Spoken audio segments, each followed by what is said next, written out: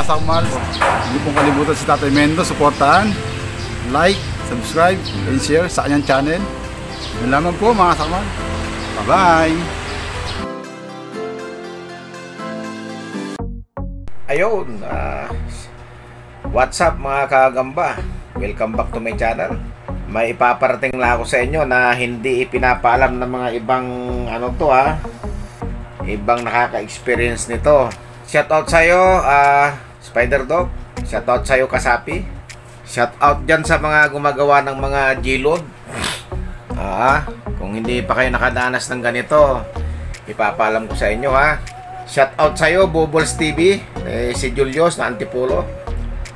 Manood kayo mga kagamba ng mga mga palaban yan, kasi puro mga palaban gagamba yan. Yung mga gumagawa ng G-load dyan mga kagamba, na bumabase lang kayo sa kung ano-anong mga turo,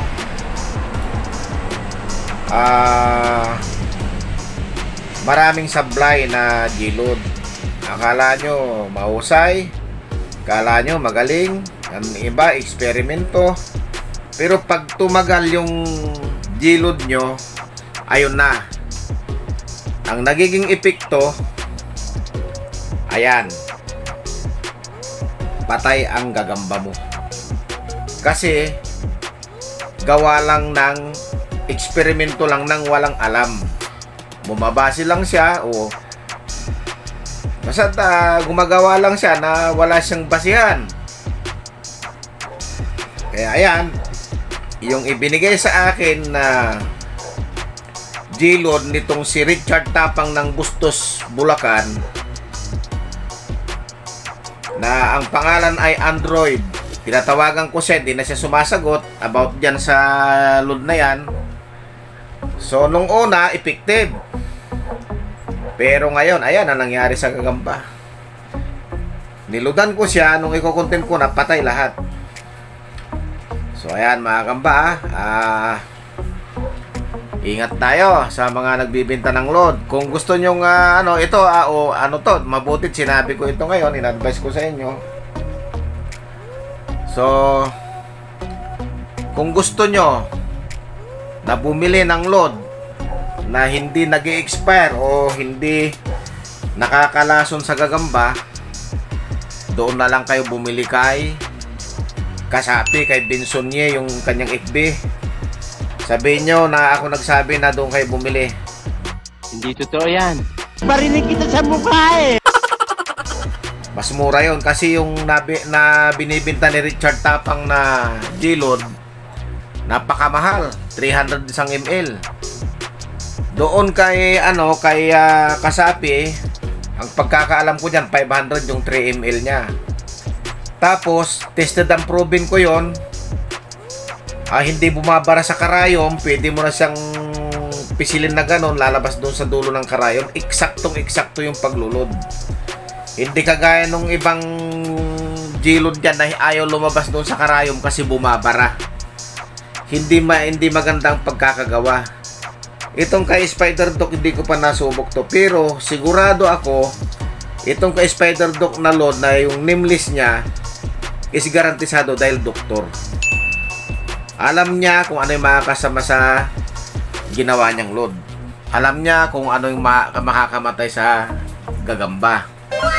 Kaya kung gusto nyo ng load na maayos, na hindi nakakamatay, doon kayo bumili kay Spider Dog at saka kay Binsonye, si Spider Channel PH, si Kasapi, yung kanyang White Devil. Yung kanya naman kay Spider Dog naman, nameless, walang pangalan. Si Kasapi,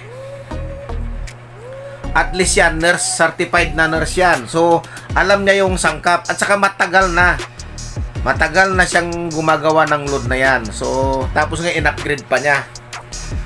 Ayan, so shout out sa'yo Kasapi, Spider Channel PH. Yung padala mong load sa akin, aantayin ko lang kung kailan. Busy ka siguro kaya hindi ka sumasagot. Busy sa trabaho yan si Spider Channel PH.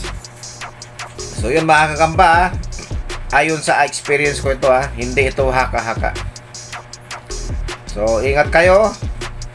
Yung mga bumibili ng G-Load dyan, alamin nyo muna mabuti. Effective nga sa una, pero pagdating nung matagal na siya, ayun na, nakakamatay na sa gagamba. Akala mo, yung gagamba mo, naludan mo, yung pala.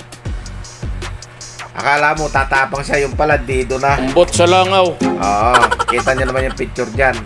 Yan ang nangyari sa gagamba. Kung ikukuntin ko sana, ay nung babalikan ko na, after 10 minutes, ayun na.